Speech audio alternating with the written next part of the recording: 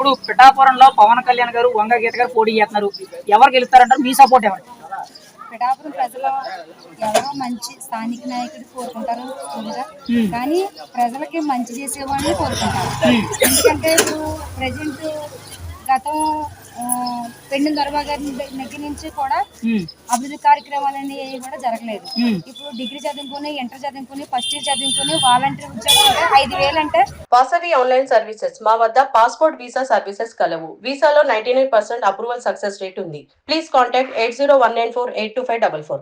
ఈ రోజు వాడు ఏ ఉద్యోగం చేసుకున్నా 18,000, 20,000, 30,000 ఏ కంపెనీలోకి వెళ్ళినా కూడా తెచ్చుకునేగలిగేవాడు ఈ రోజు 5,000 చేస్తున్నాడంటే అది వాళ్ళకి పని చేసి అనుకూలంగా పనిచేస్తాడు. ఇది మా మనిషి అని వేసుకున్నా కాకపోతే నిత్యావసరమైన వస్తువులన్నీ పెరిగాయి, ధరలు పెరిగాయి. కాకపోతే డెవలప్మెంట్ కావాలి. మెయిన్ ఏంటంటే డెవలప్మెంట్ కావాలి. గతంలో వరమ గారు నెగ్గినాక డెవలప్మెంట్ అయ్యింది చేశారు తప్ప ఈ 5 ఏళ్లలో కూడా నెగ్గినాక కూడా ఒక్కసారి కూడా ఈ గీత గారు కానీ దుర్గారావు గారు కానీ ఏ గ్రామంలోనే కనబడలేదు. అప్పుడు వంగ గీత గారు ఎంపీ కింద చేశారు, ఆల్రెడీ అంతకుముందు ఎమ్మెల్యే కింద చేశారు, అంతకుముందు మధ్యలో రాజ్యసభ సభ్యురాలు కింద చేశారు, చాలా పదవులు అయితే చేశారు. దాదాపు 3-4 పదవులు చేశారు. జడ్పీసీ చైర్మన్ కింద కూడా చేశారు. కానీ అభివృద్ధి పరంగా ఎక్కడ అడిగినా కానీ ఏదో చేశారని పేరు కన్నట్టు మాట్లాడుతున్నారు. మీరేమంటారు దాని గురించి? ఒక సర్పంచ్ గా చేశారంటారు కదా. చేశారు కరెక్ట్ అండి. మా గ్రామంలో వచ్చేసరికి ఎన్నో నిధులు ఇచ్చారు చెప్పమని మేము చెప్తాం. మా గ్రామంలో ఎక్కడ సీసీ రోడ్ వేశారు, ఎక్కడ డ్రైన్ వేశారు, లబ్ధిదారులకు ఉద్యోగాలు ఏమి లబ్ధి పొందించారు, ఉద్యోగాలు ఎన్ని ఇచ్చారు, ఎక్కడ డెవలప్మెంట్ అయింది రమ్మానండి. అలా రమ్మానండి, మేము వస్తాం. ఎక్కడ డెవలప్మెంట్ చేశారో చూపించండి. వరం గారు ఇక్కడ ఇంచుమించు 1 కోటి రూపాయల పైన వర్కులు చేశారు ఆయన నెగ్గిన టర్న్లో. వాళ్ళు నెగ్గినాక దొరబా గారు ఇక్కడ ఒక చెంచ కంకర కూడా ఇక్కడ పోయలేదండి. ఇప్పుడు 5 ఏళ్లలో మీకు వరదలు వచ్చినప్పుడే కానీ, కరోనా వచ్చినప్పుడే కానీ ఎమ్మెల్యే అందుబాటులో ఉన్నారు? అలా ఎక్కడ రాలేదండి. మా వరం గారు ఇంత లోతు బాడిలో ఉన్నదప్పుడు, చేలన్నీ పోయినప్పుడు, రైతు భరోసా ఆయన ఉన్నదప్పుడు టైం టు టైం అకౌంట్ లో పడియండి. ఆయన ఎక్కడ అభివృద్ధి చేశారో మాకు చూపించమని మేము చెప్తా చర్చలు. ఇప్పుడు మీరు ఒక ఎక్స్ సర్పంచ్ అని అంటారు కదా, మీకు అప్పుడు చెక్ పవర్ ఉందా? ఉందండి. మీరు ఏదైనా గ్రాంట్ ఇవ్వాలన్నా, ఏదైనా చెయ్యాలంటే నిధులు విడుదల చేయడానికి మీకు ఒక చెక్ పవర్ ఉండేది. ఇప్పుడు ప్రజెంట్ చేసే వాళ్ళకి అవకాశం ఉందంటారా? అవకాశం ఎక్కడ ఉందండి? ఇప్పుడు సర్పంచ్ అనేసరికి 40 లక్షలు 50 లక్షలు 40 లక్షలు పెట్టి సర్పంచ్ అయిన వాళ్ళు ఉన్నారండి. వాళ్ళకి ఫోటో కాల్ అన్నది ఎక్కడ గుర్తింపు అని చెప్పండి. ఒక సర్పంచ్ ఎక్కడ కనపడుతున్నాడు, ఎంపీటీసీ గారు ఎక్కడ కనపడుతున్నారండి? వాళ్ళు అండర్ గ్రౌండ్ లో లెక్కిన వాళ్ళు వాళ్ళు ఏదైనా నిధులు ఇచ్చుకుని వాళ్ళ డెవలప్మెంట్ వాళ్ళ ముందెట్టుకుంటున్నారు తప్ప ఇప్పుడు సచివాలయం అంటే ఇప్పుడు పంచాయతీ నుంచి సెక్రటరీ ఉంటాడు, పంచాయతీ గుమస్తా ఉంటారు, వార్డు నెంబర్లు ఉంటారు. వార్డు నెంబర్లు లేనిది, పంచాయతీ లేనిది ఇవన్నీ ఎలాగొస్తాయండి? ఎమ్మెల్యే ఎలాగొస్తాడు? ముందు పంచాయతీ ఉంటేనే కదా, వార్డు నెంబర్లు ఉంటేనే కదా, ఇక్కడ పంచాయతీ స్థాపించేనే కదా, వీళ్ళందరూ ఉండి ఇక్కడ షెడ్యూల్ ఏర్పరచుకుంటేనే కదా వాళ్ళు ఎమ్మెల్యే నెగ్గేది. ఇవన్నీ లేని సమస్తమే లేనిది వాళ్ళు ఎలా నెగ్గుతారండి? గ్రౌండ్ లెవెల్ లో క్యారెక్టర్ ఉంటేనే కదా వాళ్ళు ఏదైనా చేసేయగలిగేది. వీళ్ళందరూ లేని సుఖం ఏంటండి? చాలా మంది ఏం చెప్తున్నారంటే ఈ 5 ఏళ్లలో చాలా మంది సర్పంచుల కింద ఎంతో ఖర్చు పెట్టుకుని నెగ్గారు, కానీ ఎవరికి కూడా చెక్ పవర్ అనేది లేదు, అభివృద్ధి పరంగా ఏమీ లేదు, కనీసం ఖర్చు పెట్టిన డబ్బులు కూడా వాళ్ళు తినలేకపోయారని చెప్తున్నారు. మీరేమంటారు? తినక్కర్లేదండి. కనీసం ఒక పేదవాడిని పిలిచి మా వరకు మేము నెగ్గా మాకు ఓటు వేసాడు, ఒక ఆవిడ మాకు ఓటేసింది, ఒక తమ్ముడు మాకు ఓటేసాడు, ఒక అన్న మాకు ఓటేసాడు, వాళ్ళకి ఏది మంచి చేయలేకపోతున్నారండి. సర్పంచ్ అని నెగ్గి కూడా వాళ్ళకి ఏది కూడా మంచి పని చేయలేకపోతున్నారు. ఎందుకు చేయలేకపోతున్నారంటే ఈ గవర్నమెంట్ వచ్చిన గురించి చేయలేకపోతున్నారండి. ఎలా ఉందండి 5 ఏళ్ల పరిపాలన? ఏముందండి, ఏమి డెవలప్మెంట్ లేదు కదండి. ఇప్పుడు చదువుకున్న పిల్లలకి ఇతర రాష్ట్రాలు వచ్చి మా దగ్గర ఉద్యోగాలు చేస్తున్నారు, మన దేశాన్ని ఉద్యోగాలు చేస్తున్నారు, మన దగ్గర చదువుకున్న పిల్లలకి ఉద్యోగాలు ఎక్కడ చేస్తారు? మేము అడిగి ఫస్ట్ కోసం అది అంతే కదా. జగన్ గారు ఎన్ని ఉద్యోగాలు ఇచ్చారు?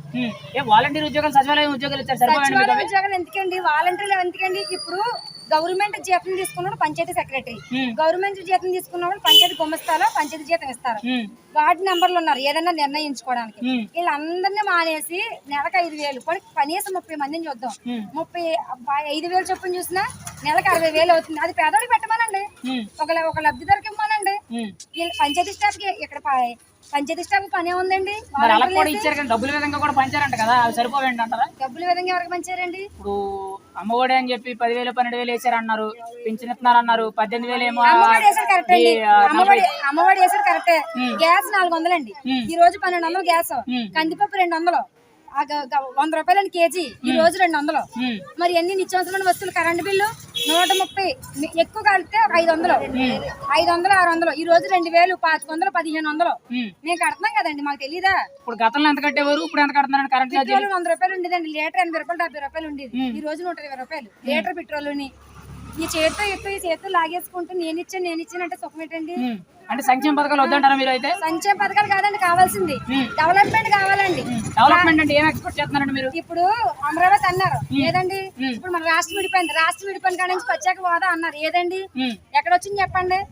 అప్పుడు మధ్యలో రాష్ట్రం విడిపోయినాక అప్పుడు చంద్రబాబు నాయుడు గారు ముందు చేసిన డెవలప్మెంట్, ఆయన ఉద్యోగాలు తప్ప ఒక్క చదువుకున్న వాడికి ఉద్యోగం ఇచ్చానని చూపించుకోవాలి.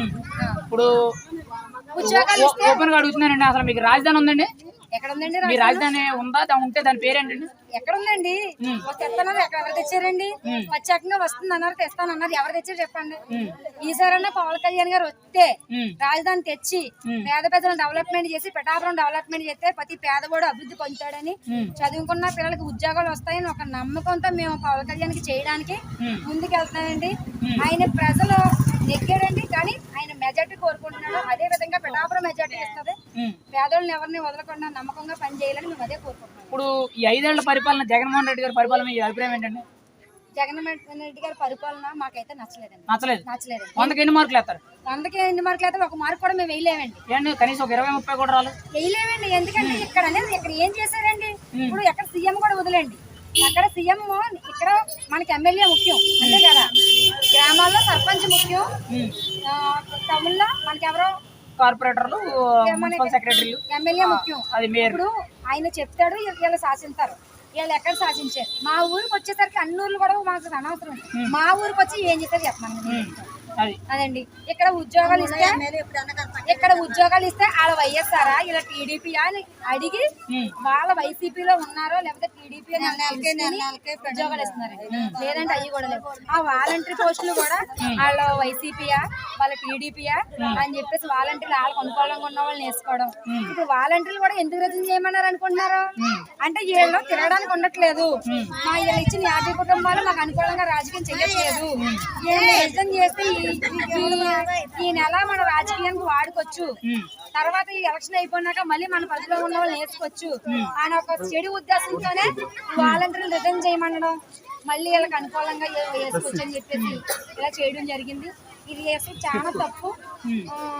చదువుకున్న పిల్లలు వాళ్ళు ఏ లబ్ధి పొందక వాళ్ళు ఇంటర్ చదువుకుని, సెకండ్ చదువుకుని, ఫస్ట్ ఈ 5 ఏళ్లలో చాలా మంది డిగ్రీలు, ఇంజనీరింగ్లు, పీజీలు, పిహెచ్డీలు పెద్ద పెద్ద చదువులు చదువుతున్నారండి.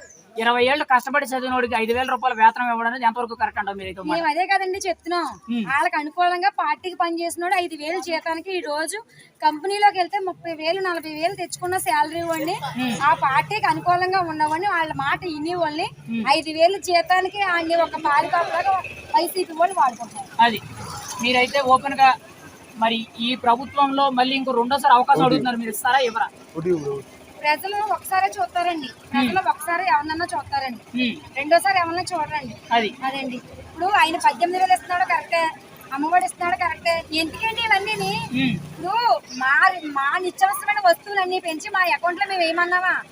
ఈ రోజు పనిలోకి వెళ్తే 500 తెచ్చుకుంటున్నాడు, పిల్లలు పోషించుకోగలడు. వీళ్ళు ఇచ్చిన 50,000, వీళ్ళు ఇచ్చిన 30,000, వీళ్ళు ఇచ్చిన 18,000 ప్రజలే మాట్లాడతారు కదా.